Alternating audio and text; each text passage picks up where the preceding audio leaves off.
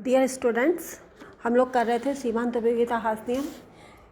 आज के पहले मैंने आपको बताया था सीमांत उपयोगिता ह्रास नियम लागू होने के कारण, सीमांत उपयोगिता ह्रास नियम लागू होने की मान्यताएं और सीमांत उपयोगिता ह्रास नियम क्या कहलाता है। आज हम लेंगे सीमांत उपयोगिता ह्रास नियम के अपवाद।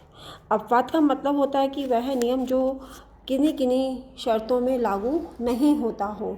जैसे मान लीजिए अपने मांग का नियम है, सामान्य नियम है मांग का कि कीमत बढ़ने पर वस्तु की मांग घटती है। ठीक है, तो ये अपना नियम है। लेकिन अपवाद में हम ये कह सकते हैं कि कीमत बढ़ती है तो मांग भी बढ़ती, अपवाद स्वरूप कुछ भी हो सकता है। तो इसी तरह से सीमांत उपयोगिता ह्रास नियम के भी कुछ अपवाद हैं। इन अपवादों को दो भागों में बांटा गया है, एक तो दिखावटी अपवाद और दूसरा है वास्तविक अपवाद। सबसे पहले ले लेंगे हम दिखावटी अपवाद या अवास्तविक अपवाद। इनमें सबसे पहले है नंबर 1, वस्तु की मात्रा या इकाई अति सूक्ष्म हो तो निस्संदेह अतिरिक्त इकाइयों की सीमांत उपयोगिता बढ़ेगी। यानी कि जैसे मान लीजिए चाय बनाने के लिए अपन एक कोयला लगाते हैं, एक कोयला जलाते हैं, फिर उसके बाद में दूसरा कोयला जलाते हैं, फिर तीसरा कोयला जलाते हैं, फिर चौथा कोयला जलाते हैं। तो इस तरह से प्रत्येक जलते हुए कोयले की सीमांत उपयोगिता पहले तो घटेगी नहीं बल्कि बढ़ती चली जाएगी। लेकिन जैसे ही चाय बन जाती है उसके बाद में उस जलते हुए कोयलों की सीमांत उपयोगिता अवश्य रूप से घटती है। इसी प्रकार यदि एक उदाहरण और देती हूँ मैं कि यदि मान लीजिए प्यासा कोई आदमी है, बहुत तेज़ प्यास लग रही है उसे, तो उसे हम एक एक चम्मच करके पानी पिलाएं या बूंद बूंद करके पानी पिलाएं, तो उससे क्या होगा, उसकी हर इकाई से प्राप्त होने वाली सीमांत उपयोगिता घटने के स्थान पर बढ़ेगी ही। ये इसके अंतर्गत बताया गया है। नंबर 2 है दुर्लभ तथा विचित्र वस्तुओं, पुराने चित्रों, सिक्कों, देश विदेश के टिकटों के संकलन में अतिरिक्त इकाइयों से अधिक सीमांत उपयोगिता मिलती है। दुर्लभ चित्र हों, विचित्र वस्तुएं हों, पुराने चित्र हों, सिक्के हों, देश विदेश के टिकट हों, इनके संकलन करने की कई लोगों को आदत होती है। तो वो हर जैसे मान लीजिए कि सिक्के इकट्ठे किए, किसी ने नेपाल के सिक्के इकट्ठे किए, जापान के इकट्ठे किए, चीन के इकट्ठे किए, तो कई लोगों को ये आदत होती है पुराने सिक्के इकट्ठे करने की। कुछ लोगों को विचित्र वस्तु इकट्ठा करने की आदत होती है। आप लोगों ने भी अपने बचपन में विचित्र वस्तुएं जैसे कि माचिस के डिब्बे इकट्ठी की होंगी, टूटी हुई चूड़ियाँ इकट्ठी की हुई होंगी। तो ये सब जो होता है इन पर कहा जाता है कि सीमांत उपयोगिता ह्रास नियम लागू नहीं होता। लेकिन ये अपवाद भी झूठा है, क्योंकि इसमें प्रत्येक इकाई एक ही ना होकर भिन्न भिन्न होती है। इसके अलावा इसमें पूरा सेट पर विचार करने का नियम अवश्य लागू होगा।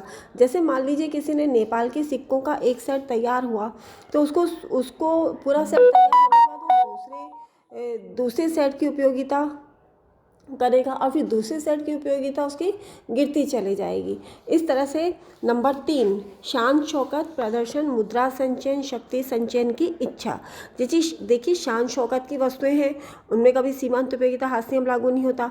प्रदर्शन पे सीमांत उपयोगिता ह्रास नियम लागू नहीं होता। मुद्रा संचय, कितना भी पैसा इकट्ठा कर लो लेकिन इंसान को कभी भी संतुष्टि नहीं मिलती है। इसी तरह से शक्ति संचय, आप लोगों ने देखा होगा पहलवान लोग अपनी शक्ति को बढ़ाने के लिए, उसको दिखाने के लिए पता नहीं क्या क्या करते हैं। खूब सारा दूध पिएंगे, खूब सारे फल खाएंगे जिससे कि उनका पहलवानी बढ़ती चली जाए।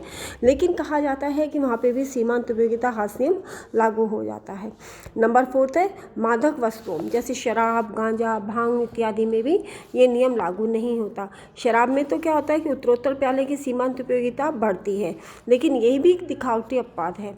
इसमें हमारी जो मान्यता है उपभोक्ता की मानसिक स्थिति में कोई परिवर्तन नहीं होना चाहिए का केवल एक उल्लंघन मात्र है। एक सीमा के बाद में मादक वस्तुओं का उपभोक्ता बेहोश होकर गिर पड़ेगा तो स्पष्ट है उससे अगली इकाई से प्राप्त होने वाली सीमांत उपयोगिता घटती चली जाएगी। नंबर 5 है वस्तु या सेवा के प्रयोग में विस्तार, यानी कि किसी वस्तु या सेवा का प्रयोग बढ़ता चला जाए तो उससे प्राप्त होने वाली सीमांत उपयोगिता अंततः अवश्य करेगी। जैसे मान लीजिए एक शहर में टेलीफोन के संबंध में संख्या टेलीफोन का लेते हैं अपन, जैसे पुराने समय में पहले लैंडलाइन हुआ करते थे, ये पूरी कॉलोनी में एक लैंडलाइन है तो उसकी उपयोगिता बहुत ज़्यादा होती है। जब किसी दूसरे के पास में लैंडलाइन हो जाता है तो और उपयोगिता बढ़ जाती है। इस तरह से मान लीजिए 100 जनों के पास में लैंडलाइन फ़ोन बढ़ता चला जाता है तो उसकी उपयोगिता बढ़ती चली जाएगी। लेकिन ये दिखावटी भी अपवाद, ये दिखावटी अपवाद है, क्योंकि हमारे इस नियम की मान्यता वस्तु की मात्रा में वृद्धि एक व्यक्ति से संबंधित है, अन्य से नहीं। यदि एक ही व्यक्ति के कार्यालय के टेलीफोन कनेक्शन की संख्या 2 से बढ़कर 3 कर दी जाए तो उसकी सीमांत उपयोगिता अवश्य घटेगी। जैसा कि वर्तमान में मोबाइल फ़ोन के संबंध में नहीं हो रहा कि पूरे घर में सब लोगों के पास में मोबाइल फ़ोन है, लेकिन उसकी सीमांत उपयोगिता घटती चली जा रही है। तो ये हमने देखा दिखावटी अपवाद। अब हम लेते हैं वास्तविक अपवाद। वास्तविक अपवाद सीमांत उपयोगिता के वे अपवाद हैं जो कि सच में अपवाद को बताते हैं कि यहाँ पे सीमांत उपयोगिता हास नियम लागू हो ही जाता है या नहीं ही होता है। उनमें नंबर 1 है रसीली कविता और मधुर गीत। यह अपवाद प्रोफेसर टॉजिंग के दिया हुआ है।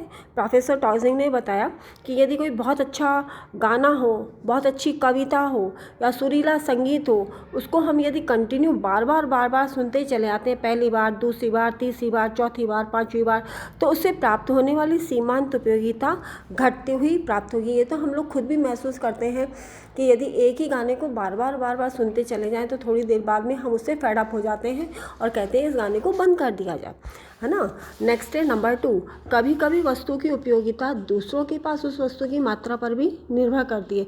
कि जैसे मान लीजिए आपके कॉलेज में शिक्षा प्राप्त करने वाले कुछ स्टूडेंट्स हैं और वो टेरेलिन की शर्ट पहन के आते हैं। यदि मान लीजिए हर स्टूडेंट के पास में इस तरह की शर्ट हो जाए तो उससे प्राप्त होने वाली सीमांत उपयोगिता घटती चली जाएगी। तो इसी तरह से ये सत्य है कि यदि उनके निश्चित सीमा के बाद में टेरेलिन जैसी और भी ड्रेसेस हो जाएं तो सीमांत उपयोगिता घटती जाएगी, क्रमशः गिरेगी। नेक्स्ट है नंबर 3 एंड लास्ट, वस्तु उपभोग की प्रारंभिक अवस्था में उत्तरोत्तर इकाइयों से अधिक सीमांत उपयोगिता मिलती है और कुछ समय बाद ही सीमांत उपयोगिता में ह्रास की प्रवृत्ति लागू होती है। यह हमारे अपने दैनिक जीवन में भी लागू होता है कि जैसे मान लीजिए कोई वस्तु हम कंटिन्यू उपभोग कर रहे हों तो उससे प्राप्त होने वाली सीमांत उपयोगिता एक निश्चित सीमा के बाद में घटती चली जाती है। तो ये हमने देखे दिखावटी अपवाद और वास्तविक अपवाद। दिखावटी अपवादों में हमने देखा कि ऐसे अपवाद थे जो कि आगे जाके मिथ्या साबित हुए और उन पे सीमांत उपयोगिता हास नियम लागू होता ही होता है। और वास्तविक अपवाद वे अपवाद थे जिनमें एक निश्चित सीमा के बाद में ये नियम अंततः क्रियाशील होता ही होता है। तो इस तरह से निष्कर्ष रूप में हम कह सकते हैं कि प्रोफेसर टॉजिंग के अनुसार सीमांत उपयोगिता हास नियम की प्रवृत्ति इतनी व्यापक रूप में और इतने कम अपवाद के साथ लागू होती है कि इसे सार्वभौमिक या सर्वव्यापी कहने में कोई त्रुटि नहीं होगी। यदि एग्जाम में आपसे ये कहा जाता है कि आप इसे स्पष्ट कीजिए कि सीमांत उपयोगिता हास नियम की प्रवृत्ति इतने व्यापी रूप में और इतने कम अपवाद के साथ लागू होती है कि इसे सार्वभौमिक और सर्वव्यापी कहने में कोई त्रुटि नहीं होगी, तो आप इसके आंसर में ये दोनों अपवाद देंगे, दिखावटी अपवाद और वास्तविक अपवाद। और सीमांत उपयोगिता हास नियम का ही आपका जो चैप्टर था ये अब ख़त्म हो जाता है। नेक्स्ट चैप्टर ले लेंगे हम सम सीमांत उपयोगिता नियम। आप लोग मुझसे अपनी कोई भी प्रॉब्लम हो तो आप मुझसे पूछिए, और किसी भी तरह की दिक्कत हो तो आप मेरे से फ़ोन करके बात कर सकते हैं।